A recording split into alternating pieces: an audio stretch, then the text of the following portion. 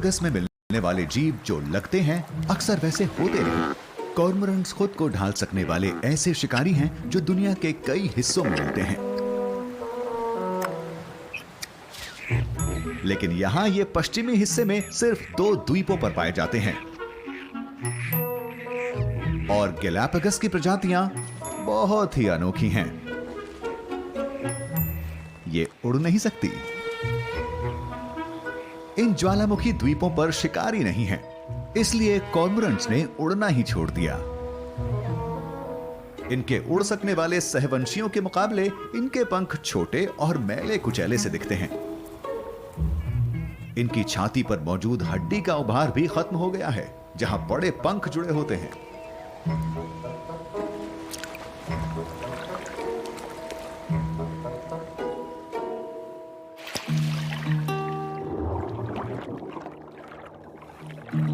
अपने पानी में मौजूद शिकार को पकड़ने के लिए ज्यादातर पक्षियों के लिए उड़ना जरूरी होता है, लेकिन यहां फर्नांडीना द्वीप पर ये उथले पानी में अपनी जरूरत की चीजें जुटाने के हिसाब से ढल गए हैं, जैसे कि खुराक और बिना पेड़ वाले इस द्वीप पर घोंसला बनाने की सामग्री।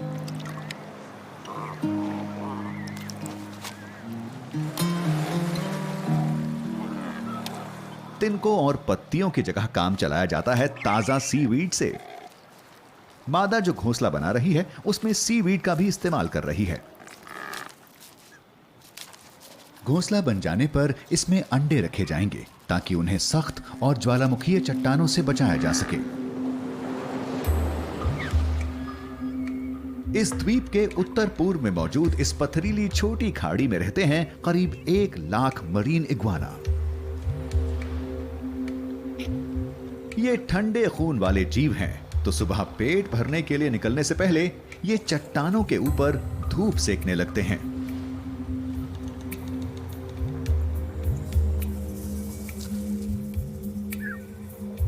प्रजनन के मौसम में नर इलाके को लेकर आपस में जूझते हैं और मादाएं आराम से धूप सेकती रहती हैं। इस तरह की कुश्तियों में सिर टकराया जाता है, तेवर दिखाए जाते हैं और इनकी पीठ पर मौजूद कलगी खड़ी हो जाती है, लेकिन ये एक दूसरे को कभी काटते नहीं। हारने वाला बहुत सावधानी से पीछे हट जाता है और जगह छोड़ देता है।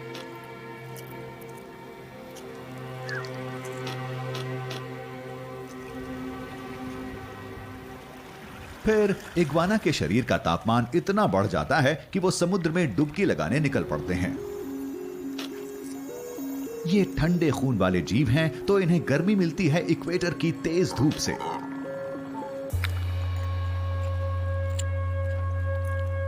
पहला बड़ा नर बहुत ध्यान से पानी के किनारे की तरफ बढ़ रहा है। यहां पेड़ पौधे बस नाम को ही हैं, तो इन जीवों ने खुद को अनोखे ढंग से ढाला है और ये समुद्र की तली में मौजूद वनस्पति खाते हैं।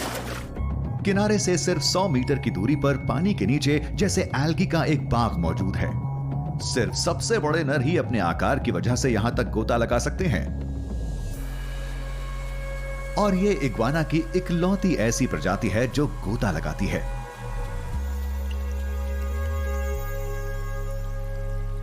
यहां जमीन पर तापमान 21 से 30 डिग्री सेल्सियस के बीच रहता है,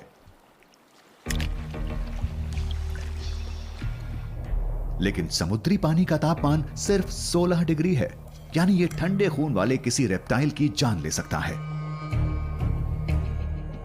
लेकिन इस नर के पास इससे जूझने के लिए कुछ तरीके हैं। ये खून को अपने मुख्य अंगों की तरफ खींच लेता है और वो काम करते रहते हैं। साथ ही ये अपने दिल की धड़कन को भी काफी घटा लेता है। इस तरह ये अपने शरीर के तापमान में आने वाली 15 डिग्री की गिरावट को झेल जाता है।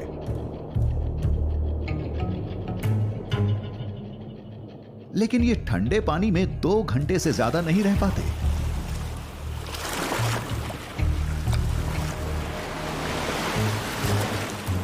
दिन आगे बढ़ता है तो एक और बड़ा इग्वाना पानी में उतर जाता है।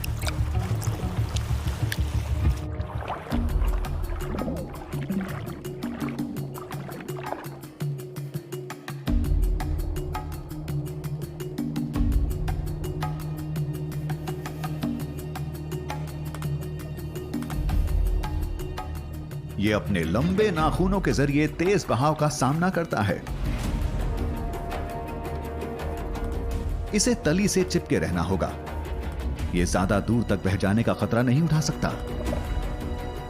क्योंकि इससे पहले कि इसके शरीर का तापमान काफी घट जाए, इसे अपना पेट भी भरना है। इन्हें काफी खुराक चाहिए। खुशकिस्मती से एल्गी कुछ ही दिन में फिर से बढ़ जाती है।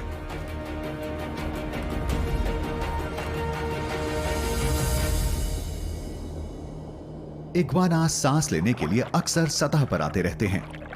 देखा गया है कि ये एक बार में 30 मिनट तक पानी में रह पाते हैं। इन्हें जैसे अंदाजा हो जाता है कि इन्हें कब किनारे पर लौटना चाहिए। लेकिन एक लंबे गोते के बाद बड़े नर अपने शरीर का तापमान घट जाने के कारण कभी कभी बड़ी मुश्किल से तैर पाते हैं। अगर ये समुद्र की तरफ बह जाएं, तो इनकी मौत तय है। इसलिए इन्हें गुनगुने पानी वाले किनारों की तरफ लौटना ही होता है। और नर सुरक्षित लौट आया। लेकिन अगर पानी के नीचे सिर्फ ऐसे बड़े नर ही अपना पेट भर पाते हैं, तो फिर मादाएं और छोटे आकार के नर कैसे खा पाते हैं? गैलापागोस के बड़े आकार के मरीन इग्वाना को खुराक मिलती है पानी के नीचे मौजूद एल्गी के बड़े बड़े चारागाहों से। लेकिन छोटे इग्वानास कैसे जिंदा रह पाते हैं? इनके लिए सब्र ही सब कुछ है। ये ज्वार के उतरने का इंतजार करते हैं ताकि एल्गी वाली वही सतह पानी से बाहर आ सके।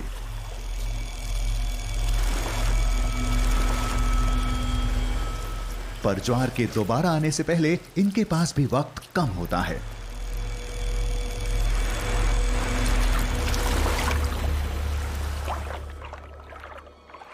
फर्नांडीना के उत्तर में मौजूद है केप डगलस। यहां ठंडे खून वाले एक और रेप्टाइल ने भी खुद को ठंडे पानी के मुताबिक ढाल लिया है।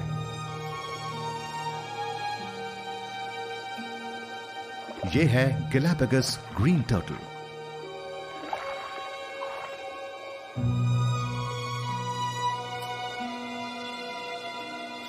इसके पास इग्वाना जैसे बड़े नाखून नहीं होते, तो इसे एल्गी को चरने के लिए ज्वार के खिलाफ तैरना होता है।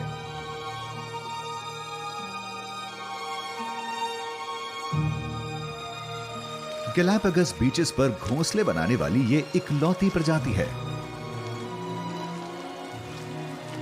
सिर्फ कछुए ही यहां दूसरी जगह से आने वाले जीव नहीं हैं। सांता क्रूज नाम के सेंट्रल आइलैंड पर खारे पानी का मेल होता है मीठे पानी से, और उससे किनारे के नजदीक बनते हैं नमकीन पानी वाले लगून। यहां पानी में चलते कुछ अनोखे पक्षी दिखते हैं। ये हैं फ्लेमिंगोज।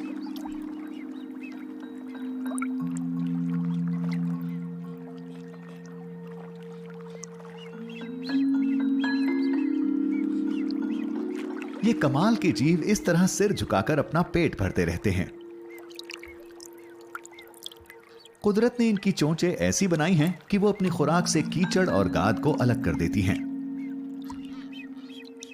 ये अक्सर छोटे क्रस्टेशियंस को ही खाते हैं। उनमें होते हैं कैरोटीन पिगमेंट, जिनके कारण इनके पंख गुलाबी हो जाते हैं। ऐसे करीब 350 पक्षी यहां स्थायी रूप से रहते हैं।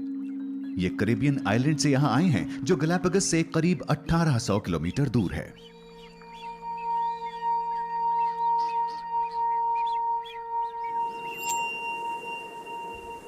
हो सकता है कि ये पक्षी ट्रेड विंड्स के जरिए आए हों, जो सिर्फ ट्रॉपिक्स में ही चलती है। गैलापागोस के हालात बहुत ही अनोखे हैं।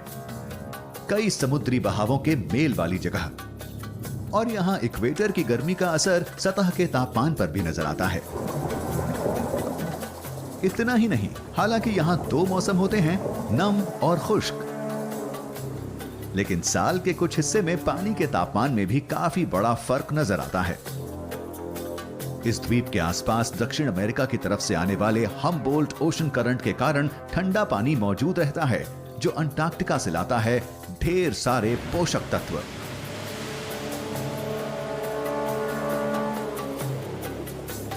और ये गैलापागस के जानवरों के लिए किसी दावत से कम नहीं।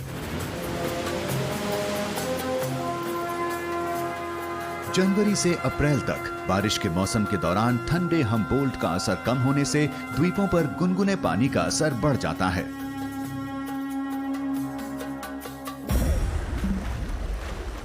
सतह पर पानी का तापमान 25 डिग्री सेल्सियस